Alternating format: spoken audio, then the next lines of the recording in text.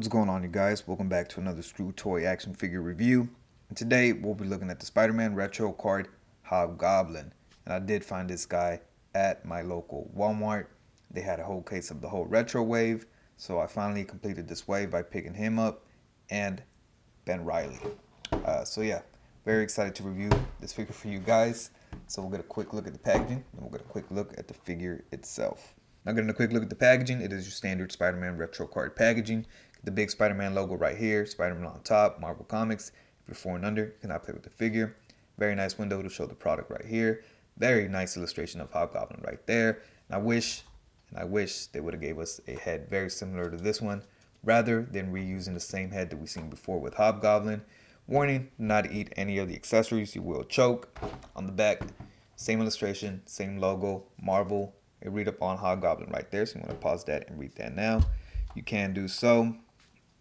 You get a very nice gimmick panel over here that shows you that he does come with a purse and a pumpkin bomb. You get the rest of the wave down here, a whole bunch of bullshit down here. You get the barcode right there. You want to pause that and get that now. You can do so. Not much more on the sides, top, or bottom. Let's crack this bad boy open. Now, getting a quick look at all the accessories that he does come with. He does come with this very nice man purse or satchel that does go over his shoulder. Very nice, and it's very similar to the one that came with Green Goblin, as you can see right there. Just, a darker purple. And yeah, that is quite nice. He also does come with a pumpkin bomb that we've seen plenty of times before, except this time around the orange plastic is translucent compared to the Green Goblin's pumpkin that is opaque, but it does look very nice. And the last accessory he does come with is his glider, and I have him holding it because, for the love of God, he cannot stand on it, man. He just cannot stand on this glider. It is way too small. His feet just don't fit in there. If I show y'all real quick, they just slide out. Like every time they just slide out. He doesn't stand well on the glider. Bringing in the Green Goblin's glider, you can just see how much bigger it is compared to this one. Yeah, you can just see how much more massive it is compared to this tiny one. And the Green Goblin's foot had a hook right here at the end of the foot. It kind of just gripped it. You know what I mean? So yeah, man, very frustrating as he is, pretty much always on this when you see the HobGoblin. But it does look nice. You get a very nice purple plastic with some red painted in the eyes. But yeah, just sucks that he can't stand on his own glider. And it doesn't have a stand or anything, so you're going to have to figure out a way to have him flying in the air with this glider.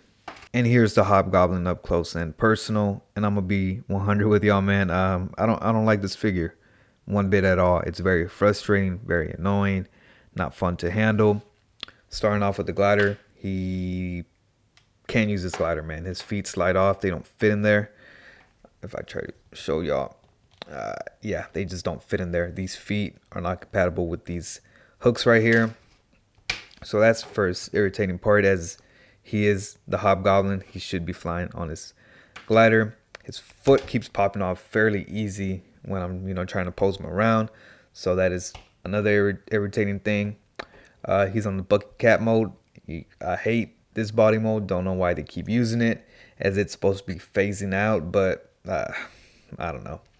And lastly, he cannot hold his bomb. It just kind of rests on there and it falls off real easy. As you can see, I dropped it. Compared to the Green Goblin hand, this one actually does hold the bomb a lot easier, a lot more. He actually grips it, as you can see there. It doesn't fall out as easy. So, not sure why they decided to do the things they do, but very disappointing figure, man. I really do enjoy the colors. They're nice, vibrant, and they really pop on the shelf. But other than that, I mean, it's pretty much the same figure we've seen before. Same cape, same hood, same head sculpt. The only thing different is he doesn't have the scales like the Green Goblin does. Bringing him in. As you can see, he doesn't have that chainmail scale on his arms and legs. It's just on a smooth body now, the bucket cap body. So yeah, man, very disappointing figure. I mean, I don't know what else you want me to say. It's the same thing we've seen over and over with the bucket cap body mode. Same boots, actually, same boots as well. So The only thing different is the belt, the purse, the cape, and the hood. But we've seen all those parts previously. So this is 100% reused. Everything about him is reused. Nothing's brand new on this figure. And yeah, very disappointing figure, man. So now getting a quick look at his articulation. We've seen his body mold plenty of times before, so we should be fairly familiar with it. But his head is on a ball and hinge, so he can look up a decent amount.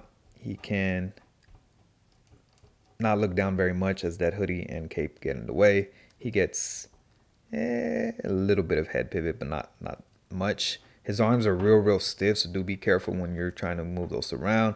Even after heating them up, they're still pretty stiff, but he can hit a decent T-pose. He does have upper bicep swivel, double jointed elbows that don't go in all the way because the glove does kind of hinder that a little bit. He gets hinges on his hands that hinge up and down and rotate a full 360. He does have an ab crunch that goes this much forward, not much back. He does have a waist cut, upper thigh cuts, double jointed knees that bend in just about 90, maybe a little bit further. Yeah, a little bit further. He does have boot rotation. This one seems to pop off fairly easy, so do be careful if yours does the same. His feet do have hinges that hinge this much back, this much forward, and he does have ankle pivot with pegals at the bottom of his feet. Now getting a quick look at some size comparisons. Here we have HobGoblin next to the retro card Green Goblin, the retro card Sandman, the retro card Armored Spider-Man, the retro card Venom, last but not least, the retro card Spider-Man. And there you have it. A pretty underwhelming figure. The worst in the wave, in my opinion. The one that I was looking forward to the most. But there's just too much from this figure that really disappointed me, man. That glider is barely hanging onto those feet. He's balancing that pumpkin on his hand. And that body mold is just awful, man. It's awful. Y'all know that I hate dwelling on the negativity or even being negative, period. But this figure really did frustrate me quite a bit, man. It's not a fun figure. It's going to go on the shelf and I'm never going to touch it again. Not taking any pictures of it. I'm just going to take a picture for the thumbnail. That's it. But yeah, make sure you guys like, comment, subscribe. Follow me on my Instagram, Twitter, and TikTok. The links to all those are in the description down below. And I'll catch you guys next time. Peace.